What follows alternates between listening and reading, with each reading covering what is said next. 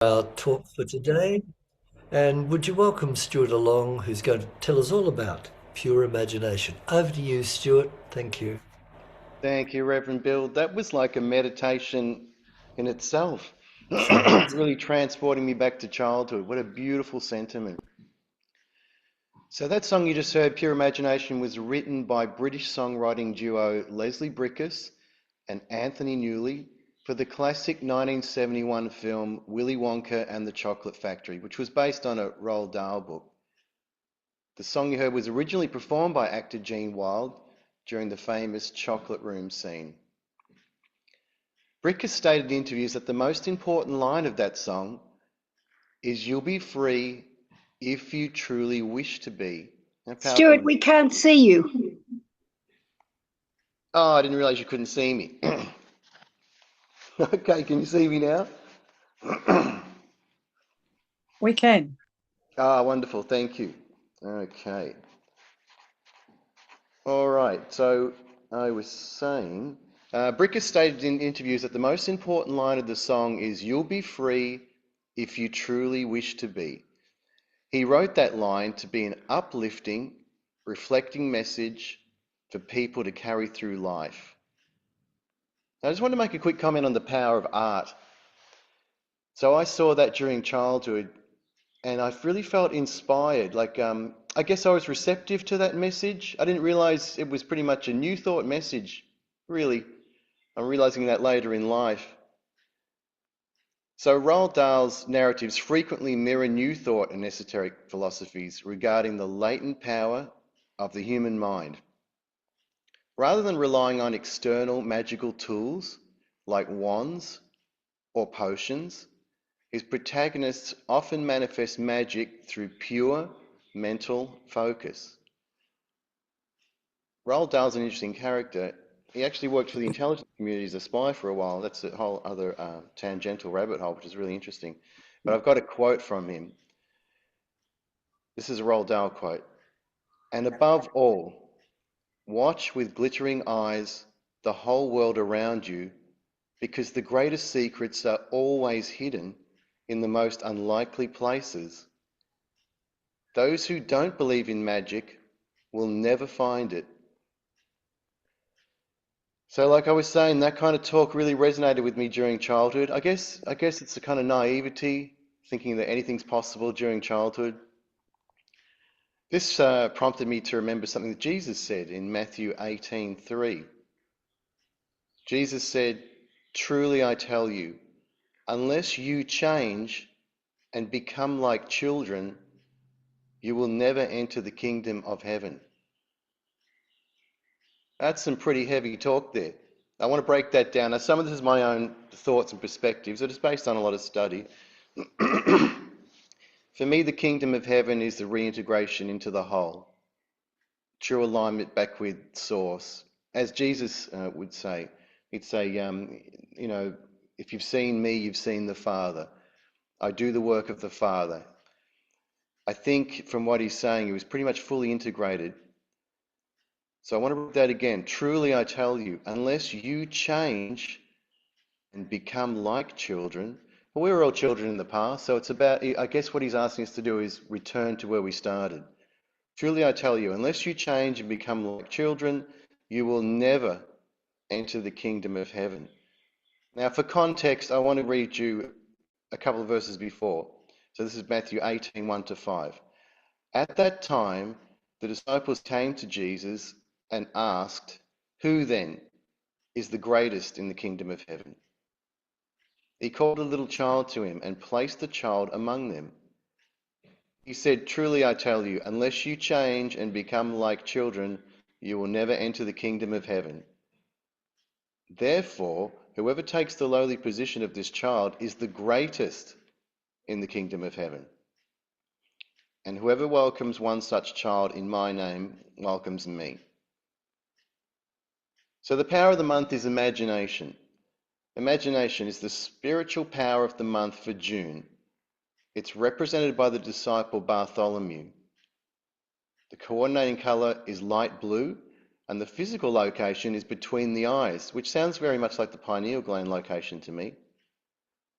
The affirmation associated with this power is, I envision good unfolding in every hour, every area of my life. I'll read that again.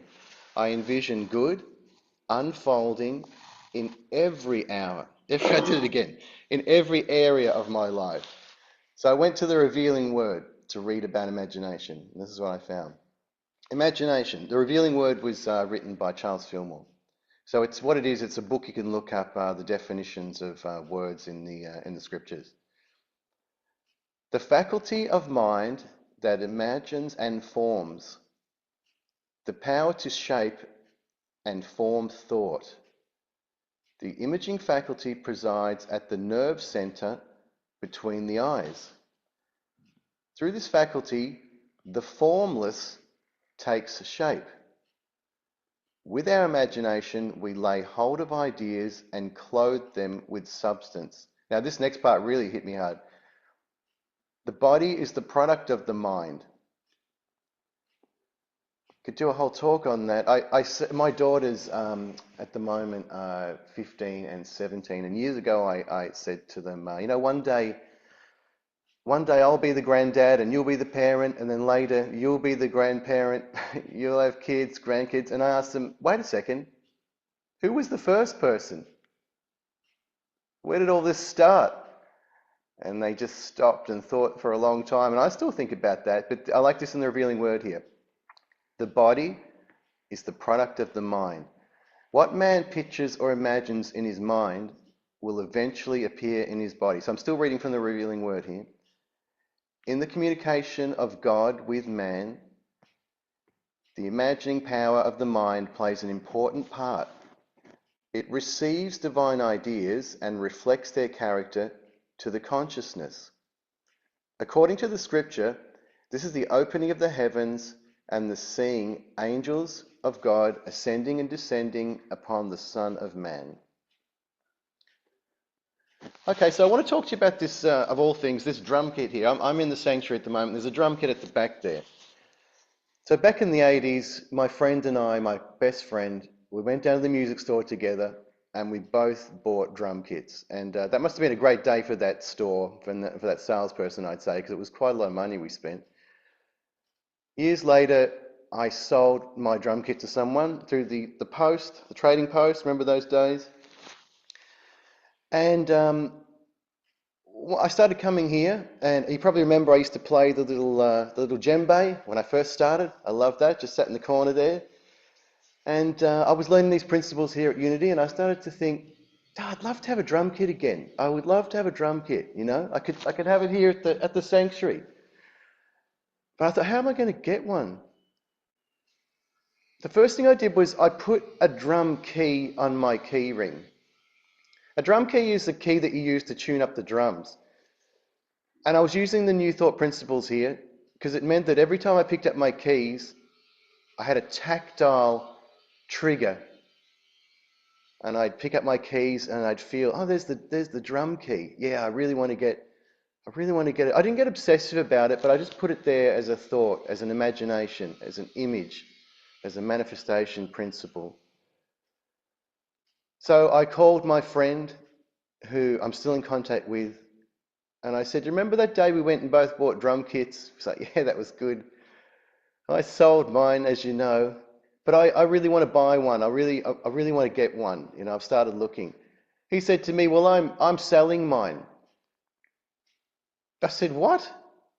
Yeah, I'm moving house. I can't fit the drum kit. We're downsizing.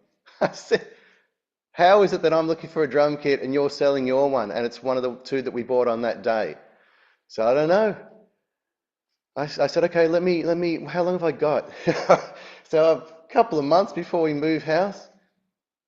All right. Then I was stuck with not a problem, but the issue of having to buy it. Now, I wasn't going to go to my wife and say, listen, I need $900 because I really want to get this drum kit and recapture part of my youth. Thought that's not going to fly at all. I'm a musician. I've been performing since the 80s, and I got a gig from a doctor friend of mine. He said, I want you to come and sing at a surgeon's convention. I said, that sounds good. At the end of the convention, he handed me $950. And I looked at the money, it was in cash. I said, "Is this for the band?" I said, "No, it's just for you." Well, you must have charged them $10,000. He said, "I did." Okay. I had the drum kit, I had the money. I went back. This part really moves my heart. I went to my friend and I said, "Look, I've got $900 here to give you for the drum kit." And he said, "Look, it's probably worth about 700. Give me 600." And I said, "I'm trying to give you more because you're my friend." And he said to me, "I'm trying to charge you less because you're my friend." So in the end, we came up with a figure in between the two. And then I brought the drum kit here. You probably didn't know that backstory because I didn't go into it, but that's here because of principles I learnt here. I absolutely love that. So I had a thought. I imagined having a drum kit here. I took a step, and it's just not, I wasn't just thinking, okay, I'll use my mental capacities, and I turned up to Unity one time, boom, there's a drum kit. Wow, look at that. Look at my powers of manifestation. I took steps to do it gently, and it just unfolded for me. So I just want to touch on something. That was a conscious, deliberate use of imagining. I imagined that I wanted that outcome. And I'm going to talk about myself. Sometimes I realize I can be subconsciously imagining outcomes. I guess we all can, through stresses. And I started to understand and realize that power too. And I'm susceptible to stress, like everyone is. And sometimes it can creep up on me, like I'll get a migraine or something, and it'll make me stop and think, I've either dehydrated myself or I'm subconsciously focusing on negative things, and I try and clear them. So I guess it's a good indicator in that way. So another thing that happened recently is I was asked to preside at a funeral, my first one as a minister. Now, I've done a seminary degree, so I'm legally allowed to call myself Reverend Stuart, which I did, but I'm also studying to be a Unity minister at the moment, which I'm very proud of. So the brief was, I got a call and the organizer said, "Listen, I knew who the person was. It was someone quite well known in the music industry." They said, we want it to be Christian, but not too religious. And could you sing a couple of songs?" I said, "Okay, I am absolutely the right guy for this job." So the first thing I did, of course, was ring Reverend Bill. So what it was is, it wasn't exactly a funeral. It was more like a wake. They told me it's going to be in a pub. There will be people there that aren't Christian. There will be music personalities, which there were. And I started to feel a little nervous at that point. I rang Reverend Bill and I said, "Look, this is my first one. What do I do?" I kind of got a bit of an idea. He was amazing as usual, as you can imagine. Reverend Bill is basically my mentor. Love you, Reverend Bill. He guided me, gave me some excellent information. I went down to this event. I did feel nervous, but it was like that interesting nervousness that doesn't stop you from doing it, but just creates a bit of excitement. So part of the brief was this. The organisers said, one of the songs I'd like you to sing is the song Imagine by John Lennon. But some of my Christian friends have got a problem with that song. I don't really understand why. And I said to him, "I know what it is. It's that line that says, 'and no religion too.'" And I want to share what I said to him about that. I said, for me, this is my personal opinion, there's a difference between religion and spirituality.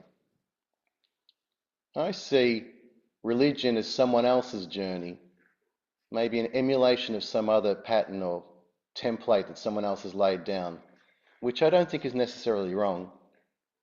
But I think spirituality is our own independent journey into our being, into our true selves. So if we're all on our own spiritual journey, I guess there wouldn't be any religion. So I'm comfortable with that song. And also religion definitely has sort of separating, divisive aspects to it. So I'm comfortable to do the song. I'm going to play that song for you at the very end. So another thing I wanted to talk about was what I've learnt about imagining and the creative power of imagining. So I've had some lucid dreams in my past. I had them during childhood. And if you haven't had a lucid dream, I'll explain what it is. There's a point in the dream where you realize and understand that you're dreaming. And at that point, if you're aware, you can take over the dream and basically create whatever you want. It's like your blank canvas. And I would say that even if you're not lucid during a dream, it's still your canvas. You're still subconsciously imagining outcomes and creating scenarios. So interestingly, it informs something for me about psychology and the reason why a psychologist or psychiatrist will ask you about your dreams and dream interpretation. Because if I say I was in a dream and I had an awful interaction with someone, I know from my own experience that the psychologist is really realizing that's another aspect of you, Stuart. And it's going to inform the discussion about where I am, my own imaginings. Like I was talking before about conscious imaginings and subconscious imaginings. Also, another thing I've done is astral projection.